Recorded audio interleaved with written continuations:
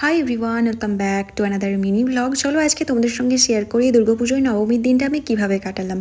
First of all, নবমীতে দুপুরবেলা হঠাৎ করে ঝমঝমিয়ে বৃষ্টি হয়, তাই প্ল্যানটা ক্যান্সেল হতে হয়েছে।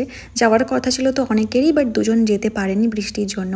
আর আজকে আমার সঙ্গে যাচ্ছে বোন। বাইরে বৃষ্টি হওয়ায় চারদিকটা পুরো কাদা বাজে অবস্থা হয়ে গেছিলো, বাট স্টিল আমরা বেরিয়েছি কজ আমরা রেডি হয়ে যাওয়ার পরই বৃষ্টি শুরু হয়েছিল। অ্যান্ড ভাবলাম যখন রেডি হয়েছি তখন বেরোই, যাই হয়ে যাক না কেন। তো আমরা ফার্স্টে কন্টাই নান্দনকে এসেছিলাম, তো ওখানে সমতার সঙ্গে মিট করার জন্য। যদিও কাল মানে অষ্টমীর দিন আমি এসেছিলাম নান্দনিকে, যার লং ব্লগ কিন্তু আমি পোস্ট করিনি, খুব তাড়াতাড়ি পোস্ট করব।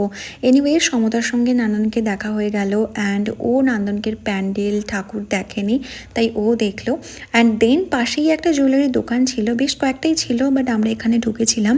ওখান থেকে বেশ কয়েকটা রেগুলার ইউজের ইয়াররিংস দেখছিলাম, অ্যান্ড এই দুটো পছন্দ হয়ে গেল, বেশ পিন্টারেস্ট কিন্তু। তারপর আমরাও একটু মেলাটা ঘুরলাম, এক্সপ্লোর করলাম। অ্যান্ড মেলাতে প্রচুর ফুচকা দোকান বসছিল। মেলাতে এসে ফুচকা খাবো না সেটা তো হতেই পারে না, তো আমরাও শেষমেশ তাই দাঁড়িয়ে পড়লাম একটা ফুচকা দোকানে ফুচকা খেতে। ফুচকা খেয়ে ডিসাইড হলো আশেপাশের প্যান্ডেলগুলোতে একটু যাব। আর আমারও বেশ কয়েকটা প্যান্ডেল দেখা হয়নি, আর আজ তো লাস্ট দিন, যেতেই হবে। রাস্তায় যেতে যেতে একটা দারুণ জিনিস দেখলাম, তাই তোমাদেরকেও দেখাই। এগুলো তো এখন বিলুপ্ত হয়ে গেছে প্রায়, তবে আমি আমার ছোটোবেলায় কিন্তু এগুলো দেখেছি। বেশ মজার, হাতে তৈরি পেপারের তৈরি কুমির। ছোটোবেলাতে কিন্তু আমি এগুলো ভীষণ কিনতাম। কারা কারা এটা দেখেছো আর কারা কারা আমার মতো রিলেট করতে পারছো জানিও কিন্তু। তারপর হঠাৎ করে টুক করে একটু বৃষ্টি হয়ে গেল, যদিও বেশি বৃষ্টি হয়নি। ছাতা নিয়ে ঠাকুর দেখা, বিষয়টা দারুণ মজার। এই প্যান্ডেলটা হলো কন্টাই ক্যানেল পাড়ের প্যান্ডেল, যদিও এর ক্লাব কিছুই আমি জানি না, তবে প্যান্ডেলটা হয়েছে পুরনো বাড়ির থিমে, যেগুলো আমরা নর্থ কলকাতায় দেখে থাকি। আবার এখানে বাঁদরও ঝুলছে, বাঁদর ডাকছে। আর এটা হলো এই প্যান্ডেলের প্রতিমা। আমার না এই সাবেকি সাজে প্রতিমার মুখ দেখতে ভীষণ ভালো লাগে। যদিও এখন চারদিকে এত থিমের প্রতিমা, কিন্তু তাহলেও দুর্গাপুজোতে দুর্গা ঠাকুর মানে আমি বুঝি কিন্তু এই প্রতিমা।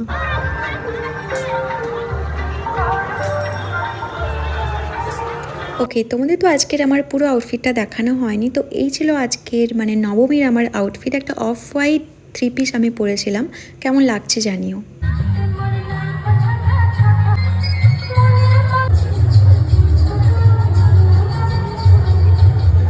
এই প্যান্ডেলটা ক্যানেলপাড়ের প্যান্ডেলের পাশেই ছিল, দুটো পুজো কাছাকাছি হয় তাই ঢুকলাম। আর সেদিন বৃষ্টি হলেও প্রচণ্ড গরম ছিল, আর প্যান্ডেলে ফ্যান দেখতে পাবো আর দাঁড়াবো না সেটা তো হতেই পারে না। তাই আমিও একটু হাওয়া খেতে দাঁড়িয়ে গেলাম, বেসিক্যালি ফর এনার্জি বুস্ট। যেতে যেতে একজনের বাড়িতে দেখলাম মায়ের সন্ধি পুজো হচ্ছে, আরতি হচ্ছে, তাই দাঁড়িয়ে গেলাম। আর মায়ের এই সন্ধি পুজো আরতির সময় মায়ের মুখটা দেখতে অপূর্ব লাগে, আলাদা হয়ে যায়।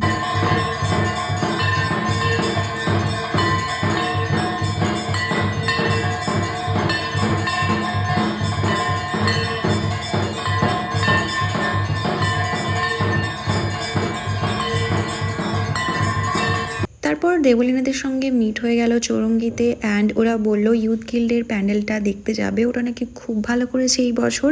আর রাস্তায়ও দেখলাম প্রচণ্ড ভিড়, সবাই ওই দিকেই যাচ্ছে, তো আমরাও তাই চলে এলাম। আর এই বছর ইউথ গিল্ডের থিম ছিল রাজস্থানের শীষমহল।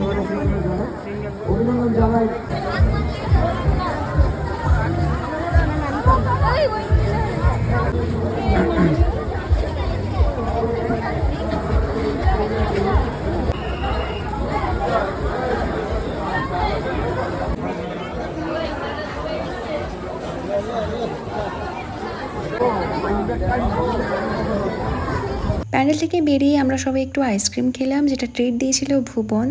দেন আমরা দাঁড়িয়ে ওখানে একটু গল্প করলাম। বেশ অনেক দিন পর ভুবনের সঙ্গে দেখা, সেই কলেজ পাস আউট পর, তো ওর সঙ্গে একটু গল্প করলাম।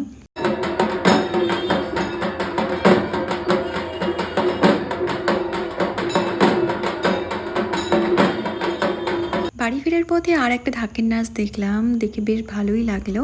তো ইউথ গিল্ডের প্যান্ডেলটা দেখে আমরা আর কোথাও যাইনি, সোজা বাড়িই ফিরলাম। আর সেদিন বাসে প্রচণ্ড ভিড় ছিল। সো ব্যাস, দ্যাটস ইট ফর নবমী। চলো বাই।